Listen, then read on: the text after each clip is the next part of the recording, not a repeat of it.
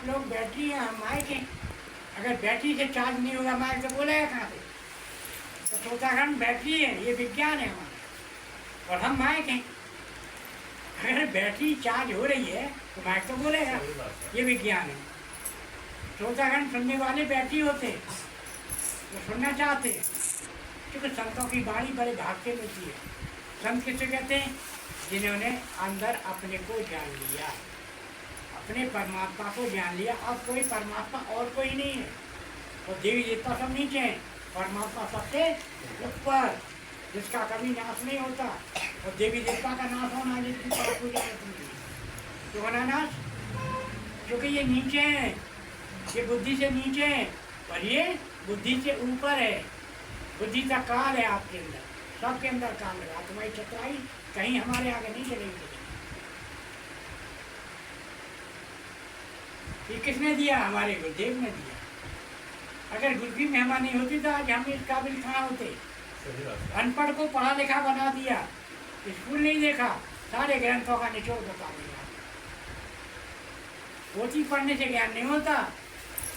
भजन ध्यान करिए, संतों की सेवा करिए, संतों से आशीर्वाद लीजिए, उनका आशीर्वाद से ज्ञान, उनकी बात पे चलिए, अपना ज्ञान मत छाटिए, क्योंकि तुम नकल की तरफ जा रहे हो और वो असम की तरफ ले जा रहे हो।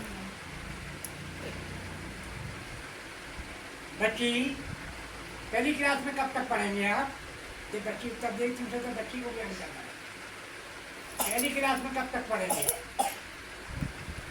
जोर से बोल।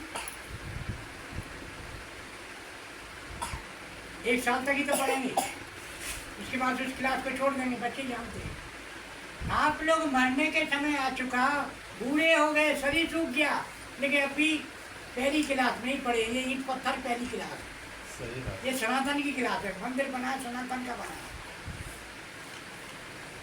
तो आप लोग बूढ़े हो गए, भी पहली क्लास में पढ़े हो, क्या से आपकी नौकरी लग जाएगी? कहाँ से आपको फल मिल जाएगा? बताइए, मिल जाएगा? तो उसके बाद 1 साल के बाद बच्ची क्लास छोड़ना पड़ता नहीं, बच्ची बताएगी देगी।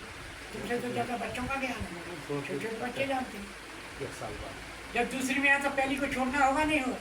तो आपने ये जो भक्ति की है, इसे छोड़ना होगा। अब पक्की का आपको आज उपदेश हो रहा है। आपने पाठ पूजा की, देवों की पूजा की, माता पिता के ईंट पत्थर बना करके पूजा की, उससे आपका भला होने वाला नहीं है, क्योंकि संत सबसे ऊपर है, ये सब नीचे नरक में पड़े हुए हैं। इनको कैसे निकालेंगे? यदि एक घर में एक भगत सच्चा हो गया तो सारे घर को निकाल लेगा, नरक से ऊपर ले जाएगा। भक्ति में ताकत है। जैसे ध्रुव हुए, प्रहलाद हुए, उन्होंने भक्ति की तो सबको तार दिया। उन्होंने भक्ति से तार सकते, भक्ति से माता पिता को नरक से निकाल सकते। काम को खत्म करते करते हमारे बाप दादे खत्म हो गए, काम ने उनको खत्म कर दिया। पर काम कभी खत्म हुआ है क्या किसी का? बताइए आप लोग। काम सबको खत्म कर दिया बाप दादे को, काम नहीं खत्म हुआ। काम ने खत्म किया नहीं किया बाप दादे? ये समय नहीं है, टाइम नहीं है। अरे अच्छे काम के लिए तो समय निकालो, भजन के लिए समय निकालो, सत्संग के लिए समय निकालो। तो समय निकाल के अपने लिए कुछ पुण्य इकट्ठा करके जाओ। ये संपत्ति, ये घर परिवार सब ले जाएगा। जिस दिन शरीर छूटेगा, आपके साथ कोई जाने वाला नहीं, न बेटा, न पत्नी, न पति, कोई भी जाने। सब ये जोड़ा बोड़ा सब बिछड़ गया।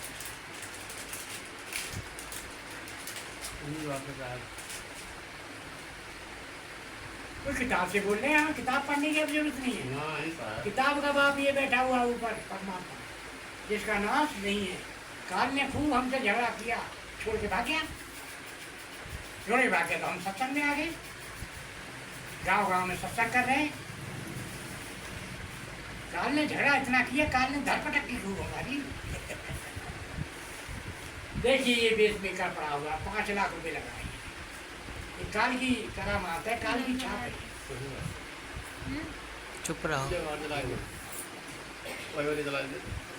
बाहर जला के लाओ।